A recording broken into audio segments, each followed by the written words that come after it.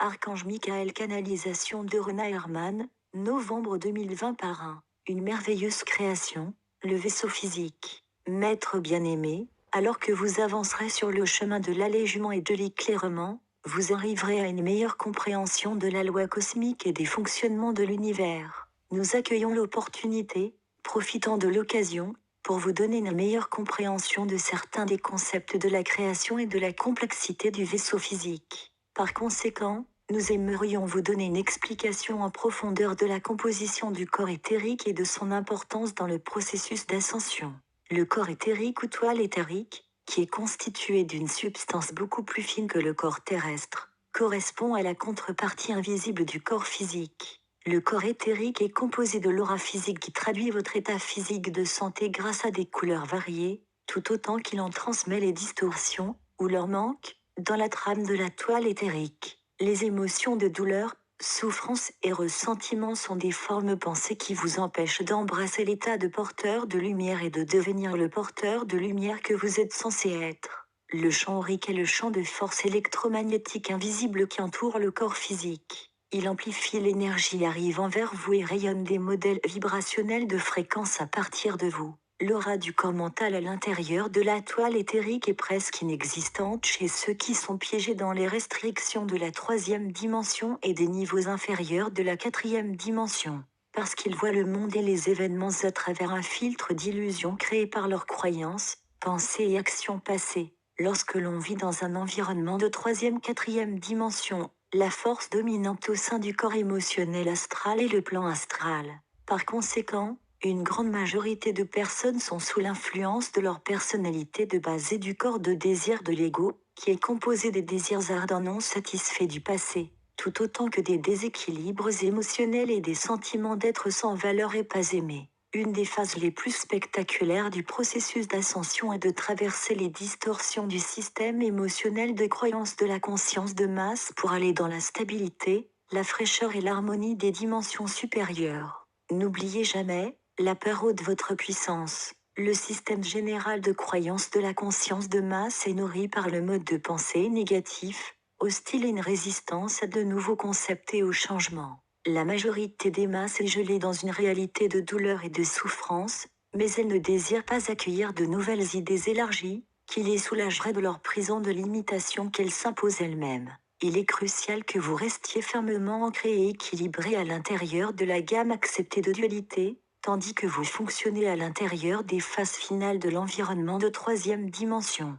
Vous devez aussi vous efforcer d'établir une harmonie et une sérénité émotionnelle au sein du monde d'illusion de la quatrième dimension. Alors que vous cherchez la sagesse et vous efforcez de vous acclimater au plan mental des niveaux inférieurs de la cinquième dimension, vous devez toujours être vigilant au murmure de votre âme et de votre soi supérieur. Il est important, aussi, que vous compreniez que vous n'avez pas seulement un soi supérieur, mais de nombreux fragments ou étincelles de votre soi supérieur dispersés partout dans ce sous-univers. Le processus d'ascension suppose l'intégration et l'assimilation graduelle de la prochaine facette de fréquence de dimension supérieure de votre soi supérieur. Vous êtes dans le processus consistant à dilater votre lumière et votre conscience éveillée.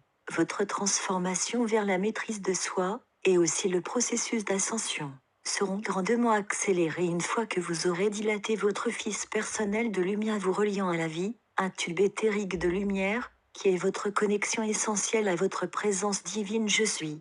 Vous êtes aussi en train de rétablir votre connexion à la rivière de vie grâce à votre antakarana personnel, pont arc-en-ciel de lumière, qui contient la pure essence du Créateur appelée particules adamantines. Tout au long des éternités passées, l'humanité a diminué la connexion avec la rivière de vie-lumière, de sorte que, chez la majorité des gens, elle est devenue seulement un petit goutte à goutte. Chacun de vous a une sphère de rayonnement qui est produite par les motifs vibrationnels de son champ aurique et du champ de son âme. L'ascension signifie amener la totalité du système de chakras corporels en équilibre, ce qui facilitera le déblaiement, le raffinement et l'équilibrage du corps éthérique et du champ aurique. Votre but est de ramener votre corps éthérique et votre champ aurique à leur plan de base divin parfait, qui est le plan du base humain de votre forme corporelle originelle appelée le corps de lumière d'Adam Yves Canon. Nous vous observons via les bandes de couleurs à l'intérieur de votre système corporel multiple, physique, mental, émotionnels et éthériques, qui ont été créés par vos pensées, actions et faits tout au long de vos nombreuses vies de par les âges. Votre signature énergétique est composée des modèles de fréquences vibrationnelles que vous émettez jour après jour par vos pensées, actions et faits.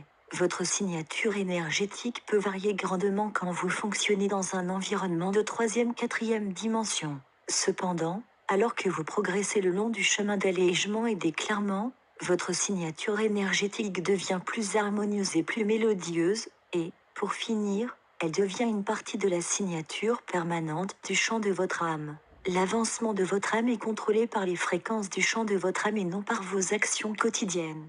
Le champ de votre âme est composé des modèles vibrationnels des niveaux médians et supérieurs de la quatrième dimension, modèles de sagesse, d'équilibre et d'harmonie. En tant que maître de soi, votre signature énergétique et le champ de votre âme se fondront en un mandala céleste de son et couleurs, par lequel vous serez identifié dans les domaines supérieurs. Vous êtes reconnu par l'éclat de votre lumière intérieure.